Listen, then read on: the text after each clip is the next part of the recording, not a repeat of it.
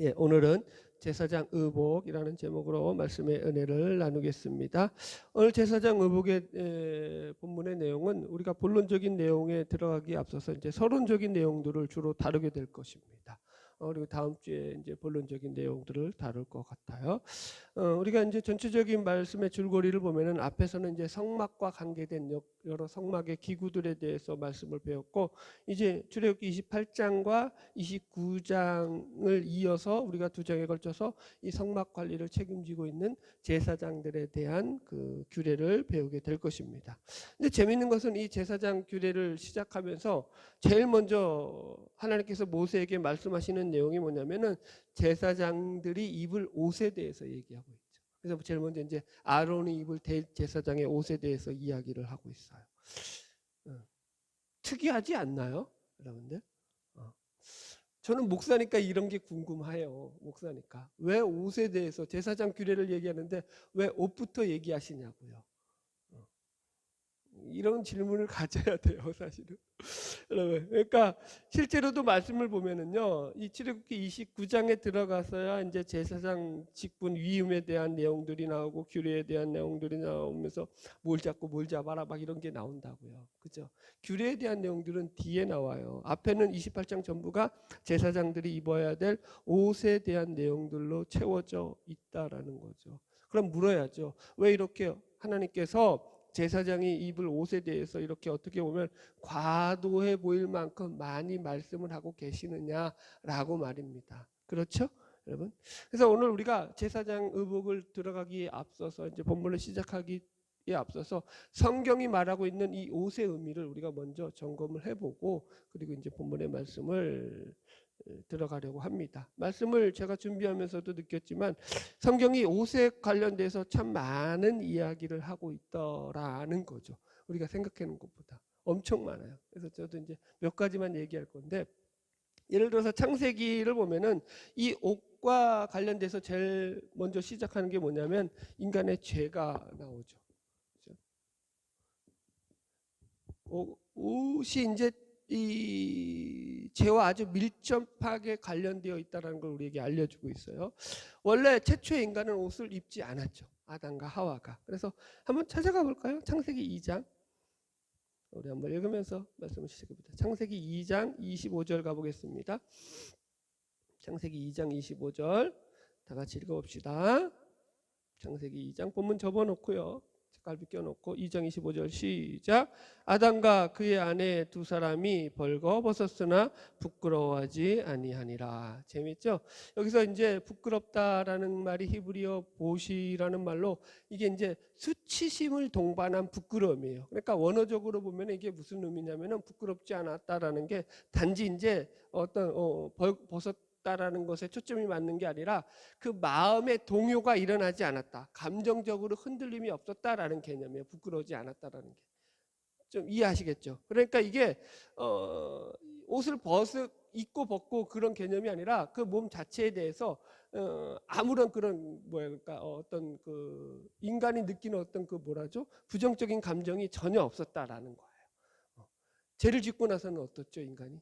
아니죠. 완전히 달라졌잖아요. 여러분, 유럽에 가면은 누드비치인가요? 발음도 안 되네. 네. 그러니까 이 유럽인들이 빨가벗고 자기들 뭐 거기서 뭐 썬팅을 한다고 뭐 아주 꼴값을 타는 그런 비치들이 있잖아요, 여러분들. 그러면서 이제 인간 본연의 모습을 찾는다는데 그렇지가 않죠, 여러분들. 그러니까 그래서 이 성경은 최초의 인간은 이 벗고 있었지만 그 벌거벗음으로 인해서 수치심과 부끄러움을 느끼지 않았다라고 얘기하고 있죠. 그런데 이제 창세기 3장 7절에 가면은 이 인간이 죄 짓고 나서 어떤 일이 발생했는지 나오죠. 같이 읽어봅시다. 창세기 3장 7절 시작. 이에 그들의 눈이 밝아져 자기들이 벗은 줄 알고 무화과 나무 잎을 엮어 치마로 삼았더라. 예, 이제 선악과를 따먹고 난 뒤에 자신들이 벗은 줄을 알았다라는 거예요. 자, 이제 10절을 읽으세요. 그래서 하나님이 그들을 찾자 이제 숨어 있다가 이 아담이 하는 말이에요. 9절 10절 읽을까요? 시작. 여호와 하나님이 아담을 부르시며 그에게 이르시되 내가 어디 있느냐? 이르되 내가 동산에서 하나님의 소리를 듣고 내가 벗었으므로 두려워하여 숨었나이다. 아멘. 예, 여기서 재밌는 말이 나온다고요. 보세요. 아담이 벗었어요.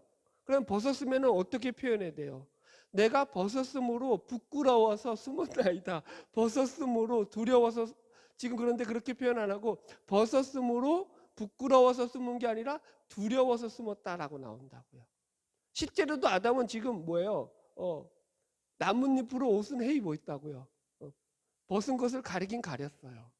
근데 여기서 보세요. 두렵다라는 말이 뭐냐면 히브리어 야레라는 말로서 기본적으로 놀라다, 두려워하다 이런 뜻을 가지고 있는데, 이 개념이 일반적인 두려움도 말하지만 성경에서는 하나님을 대면하여서 두려워하는 그 두려움을 이야기할 때 이 야레라는 말을 써요.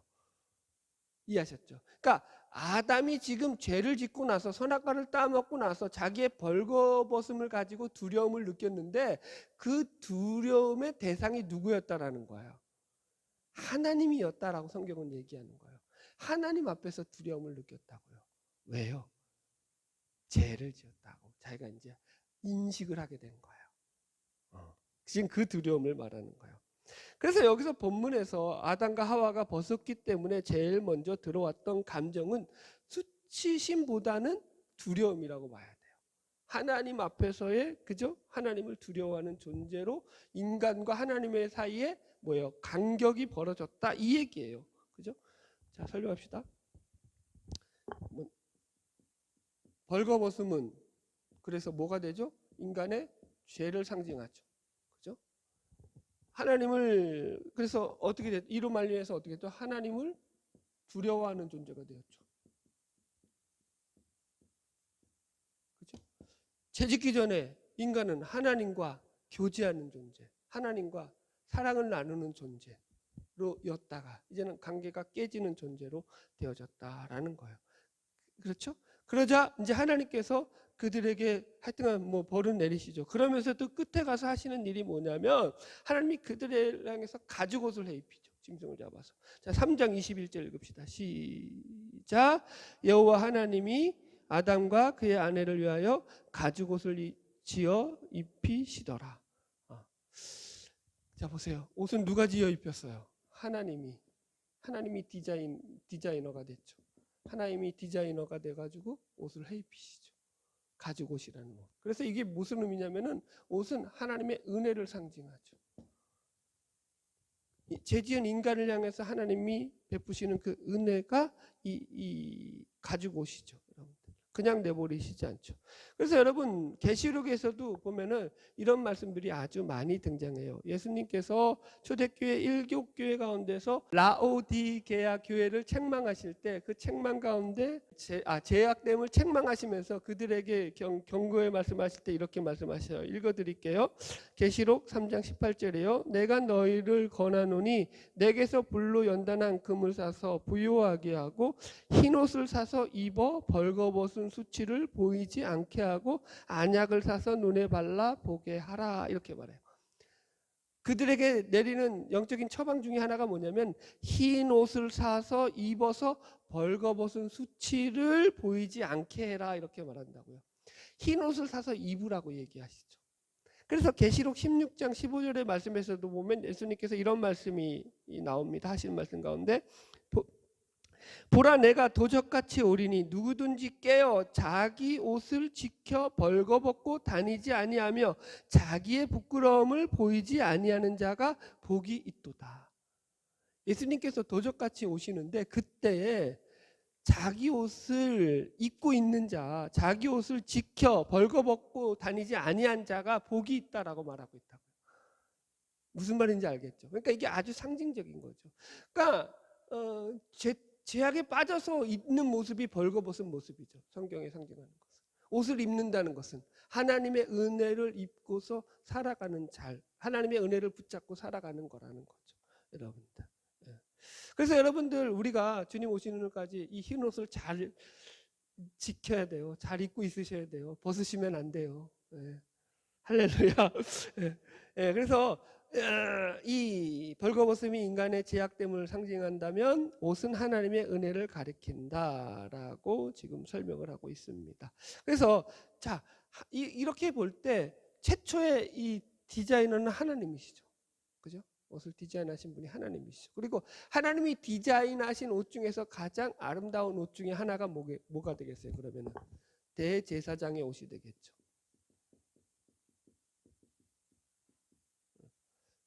그러니까 대제사장의 옷이 우리가 이제 앞으로 살피겠지만 아주 화려하죠. 그죠? 아름답죠. 그건 뭔 의미예요?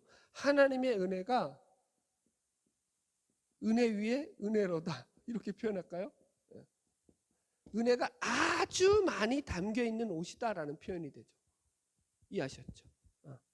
그냥 흰 옷만이 아니죠. 거기는 뭐 에봇도 나오고 뭐죠? 겉옷도 나오고. 자, 그래서 이 하나님의 이 옷은 하나님의 백성에게 베푸신 하나님의 은혜가 얼마나 크고 놀라운가를 보여주는 가장 상징적인 그런 표현이다, 성경에서. 그렇게 개념을 가지고 이제 오늘 본문을 시작하면 우리가 말씀을 이해하기가 훨씬 더 쉬울 겁니다. 자, 이제 우리 1절 읽으면서 말씀 들어가 보겠습니다. 다시 출애굽기 28장 1절 들어가 보겠습니다.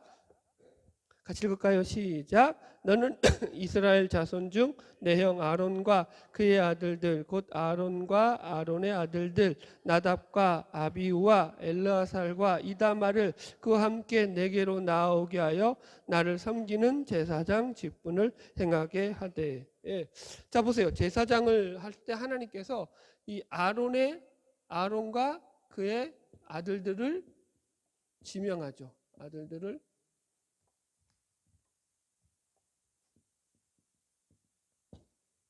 아론과 그의 아들들을 지명하여서 이 제사장의 직분을 맡기죠. 대제사장과 제사장의 직분을 맡기십니다. 그래서 성경에서는 이걸 갖다가 그래서 굳이 표현하자면 신학적으로 이걸 지명 일꾼이라고 말해요. 그래서 이제 자원 일꾼이 있고 지명 일꾼이 있고 뭐 이런 식으로 표현을 해요. 오늘 우리가 지명 일꾼에 대해서 조금 그래서 우리가 말씀을 나누려고 합니다. 여러분, 하나님은 특별히 하나님의 일을 위해서 이렇게 지명하여 세운 일꾼들이 있다라는 거죠, 성경에. 특별히 우리가 대표적인 게 모세와 아론 같은 경우죠. 그죠? 아론은 대제사장으로, 모세는 이스라엘 백성을 애굽에서 인도해내는 지도자로 하나님께서 세우죠. 이 외에도 성막을 지을 때 나중에 보면은 부살렐과 오홀리압이라고 해가지고 이 성막 건축의 그 지혜로운 자를 갖다가 하나님께서 특별히 모세로 향해서 지명해서 그들을 세우라고 해요. 한번 볼까요? 출애굽기 35장 30절 가보세요. 출애굽기 35장 30절.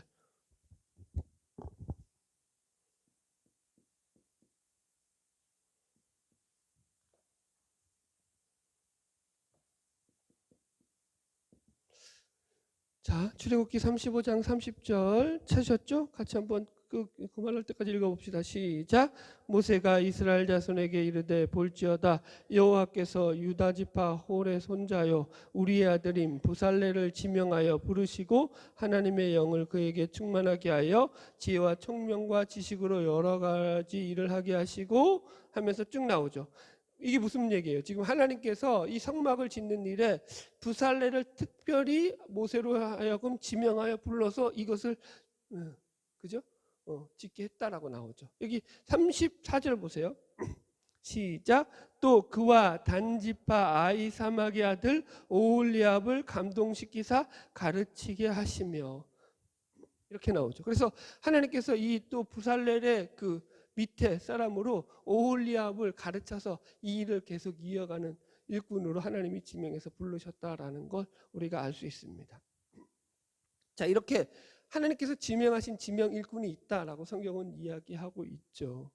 여러분, 그러니까 제사장은 자기가 하고 싶다고 해서 하는 일이 아니라 하나님이 지명하고 임명하는 사람만이 하는 일이었다라고 지금 성경이 얘기하고 있어요. 그래서 우리가 이제 이걸 생각해 봐야 돼요. 여러분 보세요. 아론과 그의 아들들을 잠깐만 생각해 봅시다. 아론은 모세보다 나이가 3살 많은 형입니다. 언변이 뛰어나서 모세를 도와서 그저 이스라엘 백성들을 인도하는데 큰 공을 세운 인물이기도 합니다. 그럼에도 불구하고 아론은 완벽한 사람이 아니죠. 그죠? 성경에서 아론이 했던 가장 큰 잘못 중에 하나가 이제 금송아지 사건을 들 수 있죠. 백성들이 아론을 재촉해가지고 금송아지를 만들자고 했을 때 아론은 당연히 하나님의 그 놀라운 역사를 봤기 때문에 금송아지 우상을 만들면 됐을까요? 안 됐을까요? 안 되었죠. 그런데도 아론은 그 일에 앞장서서 그 금송아지 우상을 만드는 일에 주동하는 인물이 됐죠. 그럼에도 불구하고 하나님의 은혜로 죽임을 당하지는 않죠. 그것도 놀라운 거죠. 그리고 나중에 이제 모세가 또 여인 하나를 드렸을 때 자기 누이 미리암과 모세를 갖다가 또 막 몰아붙이는 그런 일도 하잖아요. 어떤 간에 그래서 하나님으로부터 여러 가지 지적도 받는 그런 아론입니다. 그러니까 아론 역시 하나님 앞에서는 그렇게 완벽한 의인으로서 그의 일을 감당할 만한 그런 사람은 아니었다라고 우리가 얼마든지 생각할 수 있다라는 거예요. 아론의 아들들을 봅시다. 그러면 두 번째로 아론의 아들들은 어땠죠? 4명이었는데 여기 나오듯이 나답과 아비후와 엘르아살과 이다말입니다. 이 가운데서 나답과 아비후는 하나님이 명하시지 않은 다른 불로 분향하다가 불이 나와서 그냥 죽임을 당하죠. 그래서 첫째, 둘째가 그렇게 비참하게 죽임을 당하고 이다말 막내는 특히 할 만한 것이 성경에 안 나와요. 그래서 아론이 호르산에서 죽을 때 셋째 아들인 엘르아살이 자신의 대제사장 직분을 이어서 받게 됩니다. 그래서 우리가 이런 말씀을 통해서 확인할 수 있는 것은 아론과 그의 아들들도 그렇게 인간적으로는 완전한 자들이 아니었다라는 걸 우리가 확인하게 되죠. 그런데 그러면 왜 하나님이 그들만 선택했느냐라고 물어야 되죠. 답은 모른다가 답입니다. 하나님 마음이다. 알아요, 여러분들은? 알면 저한테 좀 알려주세요. 특별한 거 몰라요, 여러분들. 제가 왜 이렇게 말하냐면은 하나님의 의중을 정확하게 알 수 없기 때문이죠.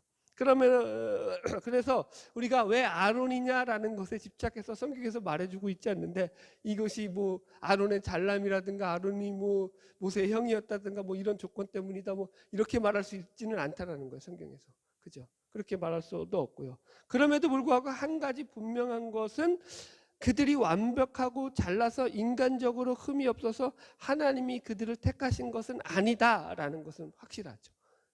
제가 그들에게 대해서 부정적인 얘기를 처음 했던 것이 그거죠. 인간적인 면모로 보면 약점들이 여전히 있었음에도 불구하고 하나님은 그들을 하나님의 제사장 직분을 감당하는 자들로서 하나님이 그들에게 중요한 역할을 맡겨주십니다. 자, 이렇게 설명해 보겠습니다.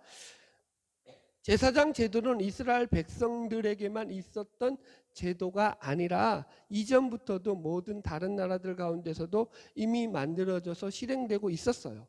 물론 이 이스라엘 공동체 안에서도 이 하나님께서 지금 본문에서 제사장을 세우라고 하기 전에도 제사장들은 이스라엘 공동체 안에 여전히 존재하고 있었어요. 출애굽기 19장에 가면 이렇게 나와요. 출애굽기 19장 24절 찾아서 읽어볼까요? 뭐 가까우니까 출애굽기 19장 24절 보세요. 아직 십계명을 받기 전이고 아직 제사장들이 세워지기 전인데도 이런 말씀이 나와요. 같이 읽어봅시다. 시작. 여호와께서 그에게 이르시되 가라 너는 내려가서 아론과 함께 올라가고 제사장들과 백성에게는 경계를 넘어 나 여호와께로 올라오지 못하게 하라. 내가 그들을 칠까 하노라. 아멘. 아직 십계명도 안 주어졌고 제사장도 안 세워졌는데 이스라엘 공동체는 이때도 제사장은 있었다는 거예요, 없었다는 거예요? 있었다고요. 아마 이때는 이스라엘 백성들 안에서 그 지파의 우두머리 격인 장로들을 아마 제사장으로 세웠을 확률이 높죠. 보통 그런 관례상, 그죠? 그래서요, 지금 이런 제사장들이 있었는데 지금 하나님께서는 이 제사장 제도를 전면적으로 다 재수정을 하는 거죠. 다 뒤집어 엎은 거죠. 그들로 세우지 말고 이제 누구로만 하라는 거야. 아론과 그의 아들들로만 이 직분을 감당하게 해서 내가 시킬 이 성전의 일을, 성막의 일을 수행하게 하라, 이렇게 얘기하고 있는 거예요, 여러분들. 그래서 우리가 이 일을 생각할 때 가장 중요한 것 중에 하나가 하나님께서 지명하여 그들을 세웠다라는 거예요. 여러분들이 기분이 어떨지 모르겠어요. 여러분, 제가 왜 자꾸 이게 지명 일꾼이라는 말을 사용하냐면은 이 지명한 일꾼이기 때문에 그만큼 또 하나님의 그 지명된 자들로서 하나님의 이 지명하신 그 일에 대해서 잘 감당해야 될 책임과 의무가 따라오게 된다라는 이 얘기를 하려고 이 말을 계속하는 거예요. 보세요. 이스라엘 역사 가운데서 오늘은 이 제사장 직분에 대한 이야기를 많이 할 건데요. 하나님이 세운 이 지명 일꾼 말고도 자신들이 스스로 자원해가지고 자기들이 마음대로 제사장이 되었던 그런 일들도 많았습니다. 그러나 그들은 하나같이 성경에서 하나님으로부터 인정을 받지 못했죠. 이스라엘 역사 속에서 가장 큰 죄인 중에 하나가 북이스라엘의 초대 왕으로 등극했던 여로보암이라고 할 수 있습니다. 솔로몬의 아들이었던 르호보암이 지혜롭지 못했기 때문에 이스라엘이 12지파에서 찢어져서 유다와 북이스라엘로 갈라지게 되고 북이스라엘의 지파의 초대 왕으로서 세웠던 게 바로 이 여로보암이었습니다. 그는 여로보암의 이 북이스라엘의 왕이 되고 나가지고 어떤 걱정을 하냐면 자꾸 북이스라엘 사람들이 남유다로 내려가가지고 거기 이제 성전이 있는 것이 거기를 찾아가가지고 이제 제사를 드리고 거기서 속에서 자꾸 자신들의 정통인 유월절이라든가 이런 걸 지키려고 하니까 북쪽에다가 제단을 만들죠. 그게 이제 단과 베델이라는 제단을 만들어요. 북쪽 베델과 단의 제단을 만들어서 거기 속에서 금송아지를 만들어 놓고 이것이 너희들을 애굽에서 인도해낸 하나님이다라고 하면서 그것을 섬기게 만들죠. 자, 제단을 만들었으면 뭐가 필요합니까? 제사장이 필요하겠죠. 그런데 전통적인 제사장은 다 지금 유대 땅에 있죠. 그러니까 이 여로보암이 제사장을 어떻게 만드냐면은 제가 읽어드릴게요. 이게 이제 이 여로보암의 악함에 대해서 이 유다 왕 아비야가 했던 말이에요. 역대하 13장 9절에 이렇게 나와요. 너희가 아론 자손된 여호와의 제사장과 레위 사람을 쫓아내고 이방 백성의 풍속을 쫓아 제사장을 삼지 아니하였느냐? 물론 누구든지 숫송아지 하나와 수양 7을 끌고 와서 장립을 받고자 하는 자마다 허무한 신들의 제사장이 될 수 있도다 라고 기록되어 있습니다. 그러니까 제사장을 어떻게 세웠다고요? 누구든지 숫송아지 하나하고 수양 7을 끌고 와가지고 내가 제사장이 되고 싶습니다 라고 지원만 하면은 누구든지 제사장으로 삼았다라는 거예요. 이해하셨죠? 여러분들. 그러니까 여러분 이게 지금 그러니까 제사장은 아론의 자손들만 하나님께서 세우셨는데 여로보암은 누구든지 소 한 마리와 7의 양을 갖고 오면은 아무나 제사장이 되는 것을 허용했다라는 거죠. 여러분들. 여기서부터 이제 큰 죄가 이제 북이스라엘 죄가 본격적으로 시작하는 거죠. 한 명만 더 얘기해 드릴까요? 남유다의 10대 왕이었던 우시아에 대한 이야기예요. 이 우시아도 처음에는 매우 선한 왕이었죠. 하나님의 말씀대로 순종하는 왕이었죠. 그래서 그가 하나님으로부터 복을 많이 받고 그 나라가 강성하게 되었습니다. 그러자 나라가 강성해져서 그 마음이 강성해지니까 교만해져서 나중에 했던 게 뭐냐면 자기가 성소에 직접 들어가 가지고 분향을 하려고 하죠. 그러자 이제 대제사장 아사랴가 나와가지고 제사장 80명과 함께 그 성소에 들어가서 왕이시여 안 됩니다. 이것은 아론과 그의 제사장들이 행해야 될 일입니다. 왕은 성소에서 얼른 나가소서 하나님 앞에 악을 행하는 것입니다. 라고 하니까 이 우시아가 화가 나가지고 분향하는 이 황로를 잡고 아사랴에게 화를 내죠. 막 화를 내려고 막 화를 내는 그 순간에 하나님께서 이 우시아의 머리에 이마에 문둥병이 생기게 하시고 그래서 그 평생 그렇게 나병을 가지고 이제 불행한 최후를 맞이하는 그런 왕이 되죠. 이게 아주 재밌는 상징들이죠. 이런 것들. 그러니까 제사장이 가진 것들이 좀 크다라는 역할을 우리가 생각을 해야 되죠. 자, 보세요. 이제 적용시켜 보겠습니다. 그러면 이 지명 일꾼을 우리가 어떻게 해석해야 할 거냐는 거죠. 오늘날은 우리가 이걸 어떻게 해야 되죠? 여러분, 오늘날 목회자는 지명 일꾼일까요? 아니면 자원 일꾼일까요? 여러분들 어떻게 생각하세요? 지명 일꾼이에요. 좀 억울한데? 그러면 여러분들은 지명 일꾼인가요? 자원 일꾼인가요? 헷갈리기 시작한다 이제 또. 여러분들은 지명 일꾼이에요? 자원 일꾼이에요? 죄송하지만 여러분들도 다 지명 일꾼이에요. 여러분들이 지명 일꾼이 아니라면 제가 여태까지 앞에서 그렇게 수많은 이야기들을 할 이유가 없죠. 저 하나 잘 보이려고 여러분들에게 무슨 얘기를 해서 무슨 제가 유익이 있겠습니까? 여러분, 목사만이 아니라 교회에서 모든 직분을 받고 성도로 부름받은 모든 하나님의 백성들은 다 지명 일꾼이죠. 내가 너를 지명하여 불렀나니 너는 내 것이 되는 거죠. 여러분 보세요. 신약으로 와서 예수 그리스도의 피 공로로 구원받은 우리는 모두가 하나님 앞에서 왕 같은 제사장으로 부름받고 있죠. 제가 읽어드릴게요. 베드로전서 2장 5절, 너희도 산돌같이 신령한 집으로 세워지고 예수 그리스도로 말미암아 하나님이 기쁘게 받으실 신령한 제사를 드릴 거룩한 제사장이 될지니라. 그러면서 9절에 이렇게 말하고 있죠. 오직 너희는 택하신 족속이요 왕 같은 제사장들이요 거룩한 나라요 그의 소유된 백성이니 이는 너희를 어두운 데서 불러내어 그의 기이한 빛에 들어가게 하신 자의 아름다운 덕을 선전하게 하려 하심이라. 여러분, 너희는 모두 다 뭐라고요?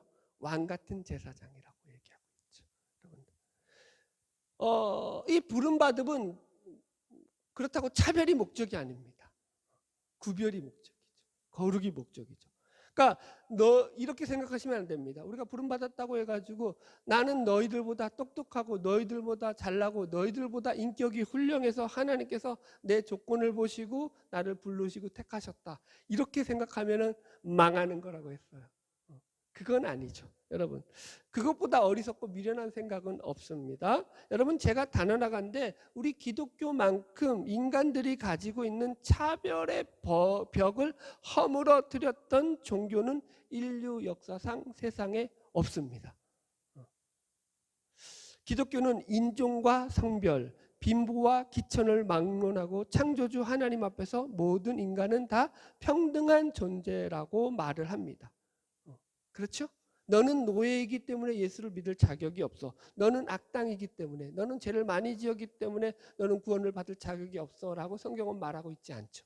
오히려 너는 죄인이기 때문에 하나님께로 나와야 한다라고 얘기하고 있죠. 여러분, 그래서 우리가 받은 구원도 동일하다라는 거죠. 우리의 실력이라든가 우리의 어떤 조건 때문에 우리가 세상 사람들보다 어떤 훌륭한 점이 있어서 하나님이 우리를 먼저 구원해 주신 게 아니다라는 거예요.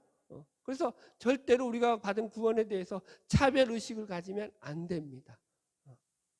그건 이제 망하는 길이라고 했어요. 늘 강조하죠. 유대인들이 망했던 가장 큰 이유가 그들이 가졌던 잘못된 선민의식 때문이었다. 그래서 우리는 하나님께서 우리를 먼저 택하시고 구원하신 것이 이 차별이 목적이 아니라 구별이 목적이고 거룩이 목적이라는 걸 늘 기억하셔야 돼요. 그래서 하나님, 그래야지만 우리가 우리의 삶을 통해서 하나님이 하나님 되심을 증거하는 증인들의 삶으로 서게 되기 때문입니다. 자, 이제 본문을 읽으면서 좀 더 마무리 지어 가겠습니다. 다시 본문으로 돌아서 출애굽기 28장 2절 말씀을 들어가 보겠습니다. 시작. 내 형 아론을 위하여 거룩한 옷을 지어 영원하고 아름답게 할지니. 자, 아론의 집안으로 제사장을 지명하여서 삼으라고 하신 뒤에 하나님께서 제일 먼저 하신 게 아론을 위해서 제사장 의복을 만들어 입혀라 이렇게 말하고 있죠. 앞에서도 말씀드렸지만 이제부터 이제 그래서 본격적으로 제사장들이 입어야 될 의복에 대한 얘기가 나온다고 했습니다. 왜 질문했죠? 아까도 왜 하나님께서 이렇게 옷 입는 것 하나하나까지 간섭하고 있느냐라는 거예요. 이게 뭐라고요, 여러분들? 옷이 상징하는 가장 큰 의미가 하나님의 은혜이기 때문이라고요. 자, 아까 제가 좀 기도 시간에 잠깐 얘기 드렸던 반신론자들에 대한 얘기를 조금 더 해볼까요? 반신론자들은요, 하나님이 자신들의 삶을 일거수일투족 감시하고 감찰하는 그런 아주 간음적인 신이라는 존재에 대해서 혐오감을 느끼고 우리는 그런 신을 믿을 수 없다라고 이야기하는 자들이라고 했어요. 반신론자들. 하나님이 없다라는 차원을 떠나가지고 무신론적인 개념을 떠나서 더 깊게 들어가서 하나님을 아주 극히 혐오하고 신이라는 존재에 대해서 아주 극히 싫어하는 존재들이 반신론자들이라고 얘기했죠. 정말 신이 그러느냐라는 거예요. 질문은. 정말 반신론자들이 말하듯이 신이 그렇게 간음적이고 기괴하게 인간들의 그저 삶을 갖다가 그렇게 지켜봤다가 심판하고 그 벌 주기 위해서 그렇게 노려보고 있는 그런 존재냐라는 거죠. 성경은 그렇지 않다라고 우리에게 말씀하고 있죠. 오히려 그분은 우리를 어떤 눈으로 보고 있다고요? 사랑의 눈으로 보고 있죠. 은혜의 눈으로 보고 있죠. 자비의 눈으로 보고 있죠. 긍휼의 눈으로 보고 있죠. 그래서 우리에게 옷을 해 입힌 이유도 그것이죠. 하나님의 옷을 통해 가지고 우리는 하나님의 그 은혜를 경험하게 되죠. 보세요. 아까도 얘기했지만 창세기에서 이 성경적인 관점에서 볼 때 이 옷은 어떤 인간의 추위라든가 동물, 짐승들로부터 어떤 상해를 당하는 것에 대한 보호의 목적으로 옷을 해 입은 것도 아니에요. 최초의 목적은. 이해하셨죠? 또 우리 인간의 어떤 아름다움을 뽐내기 위해서 디자인해서 옷을 입는 것도 아니에요. 본질적으로 옷은 뭐라고요? 우리의 죄를 가리는 목적으로 수단으로 우리에게 주어진 것이 옷이라는 거죠. 성경적으로 보면 하나님께서. 그래서 가죽옷을 해 입히죠. 짐승을 잡아서 그 피를 뿌려서. 그래서 그 짐승의 피가 상징하는 건 뭐죠? 짐승의 피로 해핀 가죽옷이 상징하는 건 뭐죠? 예수 그리스도의 피로 말미암아 구원받는 우리의 그죠? 하나님의 은혜로 말미암아 받는 우리의 구원을 상징하죠. 여러분들 멋있지 않습니까, 여러분들? 여러분 그러므로 제사장 의복 하나조차도 하나님께서 이렇게 그 계시하신 모양대로 옷을 지어 입어라라고 우리에게 요구하시는 그 요구는 이런 거예요. 너희들이 하나님의 자녀로서 하나님의 백성으로서 살아가는 삶 속에서 하나님의 은혜가 안 미친 곳이 없고 하나님의 은혜가 접해지지 않는 곳이 없다. 그것을 기억하고 살아라. 우리는 조금 불만이 있죠. 하나님 은혜를 주시려면 좀 더 주시든지 복을 주시더라도 좀 더 주시지요 라고 우리는 요구를 하죠. 우리는 조금 그 하나님의 은혜가 좀 더 우리에게 우리의 삶에 좀 더 만족스럽기를 바라죠. 그러나 하나님은 충분하다고 얘기하고 있는 거죠. 오늘 본문을 통해서 보세요. 우리가 그래서 이 옷을 입는 문제를 통해서 하나님의 은혜를 늘 이제 다음 주에 다루겠지만 하나님이 어떻게 우리에게 은혜를 베푸시는지를 세세하게 기억할 필요가 있죠. 우리가 집안에서는 옷을 어떻게 입죠? 여러분 편한 옷을 입죠. 여러분들 제가 이제 일상생활에서 집에서 이제 있다가 여러분들 교회 왔을 때 제가 일상복을 입는 옷을 보시면 알겠지만은 거의 뭐 그냥 어디 갖다 버려도 부끄럽지 않은 그런 옷차림을 입고 있죠. 전혀 아주 그냥 목사답지 않죠. 그러나 예배를 드리거나 그죠? 주일날 우리가 교회 올 때는 최소한 단정한 차림으로 옷을 입고 오죠. 왜 그렇게 입고 오죠? 우리가 하나님의 임재 가운데 나온다는 생각 가운데 우리의 옷을 정결하게 차려 입는 것이죠. 마찬가지입니다, 여러분들. 지금 여기 보면은 그 옷을 2절 다시 보세요. 어떻게 입으라고 하는지 보세요. 2절 다시 읽읍시다. 시작. 내 형 아론을 위하여 거룩한 옷을 지어 영화롭고 아름답게 할지니. 여기서 이제 세 가지의 동사가 나오죠. 첫 번째, 거룩한 옷을 입으라는 거야. 그죠? 거룩한. 그러니까 구별된 옷을 입으라는 거죠. 뭐 여태까지 설명했으니까 또 설명 안 할게요. 두 번째가 무슨 옷을 입으라고요? 영화로운 옷을 입으라고요. 영화로운. 그러니까 우리는 신자로서 하나님의 영광스러움을 드러내는 삶을 우리의 삶을 통해서 나타낼 필요가 있다라는 거죠. 그분의 영광스러움이 우리의 삶 속에서 나타나야죠. 이 영광을 여러분들 뭐 왕관을 쓰고 뭐라 그러죠? 왕이 입는 무슨 용포라고 하죠. 용포를 입어야지만 여러분 그게 영광인가요? 그 얘기 아니죠. 우리의 삶의 영광을 말하는 거죠. 하나님에 대한 영광스러움을 보일 수 있는 거죠. 마지막 세 번째로 무슨 옷을 입으라고요? 그 옷을 아름답게 할지니 아름다운 옷을 입으라는 거예요. 아름다운 거예요, 여러분들. 그러니까 예수를 믿는다는 것 자체가 매력이 있어야 되죠. 그 매력을 늘 여러분들 우리가 찾아야 되죠. 그래서 여러분들 예수를 믿으면 눈이 빛나야 돼요. 죄송스럽지만 그래야 돼요. 눈을 잘 뜨고 다니시기 바랍니다. 눈이 살아있어야 돼요. 예수를 전하는 생명력이 가장 많이 나오는 게 사실은 눈이죠. 그죠? 그래서 갑자기 다 졸던 분들이 잠을 깨고 계시네. 이해하셨죠? 아름다움이죠, 아름다움. 아름다움이 어디서 나올까요? 여러분, 눈에 힘을 딱 주고 여러분들 그 매력을 발산해야 돼요. 그래요. 우리는 하나님 앞에 거룩한 제사장으로 부름받았습니다. 우리는 그래서 거룩이 무엇인지를 알고 영화로움이 무엇인지를 알고 아름다움이 무엇인지를 아는 존재들이죠. 여러분 육신적으로도 그렇잖아요. 예쁜 건 다 뭐 그냥 통과가 된다며요. 아주 그냥. 예? 여러분 육신적인 아름다움 가지고도 세상에서 그렇게 높이 평가하는데 우리는 그런 아름다움이 아니죠. 예수 그리스도를 말미암은 아름다움이죠. 그 아름다움이 우리 속에서 늘 넘쳐나야 되죠. 그 기쁨이 넘쳐나야 되죠. 여러분들. 저도 오늘도 이 머리가 무척 아팠어요. 요즘 이제 환절기 때문에 이제 이 코가 지금 장난이 아니에요. 계속 이제 그래서 약도 먹고 있지만, 그런데 이 계속 두통이 오고 그래요. 이 비염 때문에. 그래서 아주 컨디션이 아주 안 좋습니다. 그래서 우리 집사람에게도 얼굴이 제가 오늘 하루 종일 밝은 얼굴을 못 보여줬어요. 어제는 집사람이 그랬어요. 머리가 아프다고. 저한테서 머리가 아프니까 저한테서 좋은 얼굴을 했을까요? 짜증스러운 얼굴을 했을까요? 답이 나오죠, 여러분. 우리는 그럴 수밖에 없는 존재들이라는 거죠. 우리 어떤 육신의 아름다움을 추구해봤자 우리 육신은 늘 쇠퇴하고 허물어져 가고 늘 우리가 거기 속에서 버틸 날이 그렇게 길지 않다는 걸 압니다. 그러나 우리 안에 있는 우리 안에 내재돼 탑재되어 있는 이 영혼은요, 늘 예수 그리스도로 말미암아 새로워지죠, 기뻐지죠, 행복을 누리죠. 흥분감을 감출 수가 없죠. 흥분을 하지 않는구나 이분들이 아주. 예수를 여러분들 나이가 들었다고 여러분 핑계 대면 안 돼요. 예수를 믿는 건 흥분된 일입니다. 예수님을 믿고 산다는 건 감격스러운 일이에요. 오늘도 그분이 나를 사랑하신다는 건 놀라운 일이거든요. 어마어마한 일이죠, 여러분들. 세상을 그냥 여러분들 이렇게 비유하고 말씀을 정리합시다. 우리가 세상을 살아가는 동안에 어떤 일을 하는데요. 아유, 어떤 사람은 그래요. 아유, 죽지 못해 하지요. 먹고 살려고 하지요. 이런 사람들이 있죠.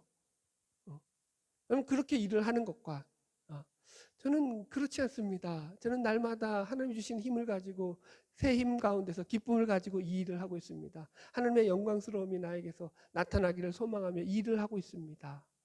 똑같은 일이라도 다르죠. 이해하셨죠? 제가 말씀을 준비하는데 머리가 아프니까 어떻게 했겠어요? 막 괴로웠겠죠. 몸은 괴로웠었어요. 그래서 많이 힘들었었어요. 그래서 제가 그럼에도 불구하고 하나님의 말씀을 전할 수 있고 하나님의 말씀을 여러분들에게 알려드려서 하나님에 대해서 여러분들에게 더 풍성한 지식을 전할 수 있다는 것만으로도 저에게는 큰 기쁨이고 소망이었던 시간이었습니다. 여러분들 그 기쁨을 놓치지 마시기 바랍니다. 하나님이 우리에게 주시는 것들은 훨씬 더 크십니다. 훨씬 더 감격스럽습니다. 오늘날도 하나님은 우리를 통해서 여전히 일하고 계시고 여전히 역사하고 계시고 여전히 큰 일을 행하시고 계시며 여전히 우리 가운데 임재하고 계시고 여전히 우리의 삶을 통해서 하나님의 놀라운 일들을 이루어가고 계십니다. 믿으시기 바랍니다. 바라기는 주님의 은혜 가운데서 날마다 하나님과 동행하는 그 임재 가운데 살아가는 저와 여러분 되기를 주의 이름으로 축복합니다. 기도하겠습니다.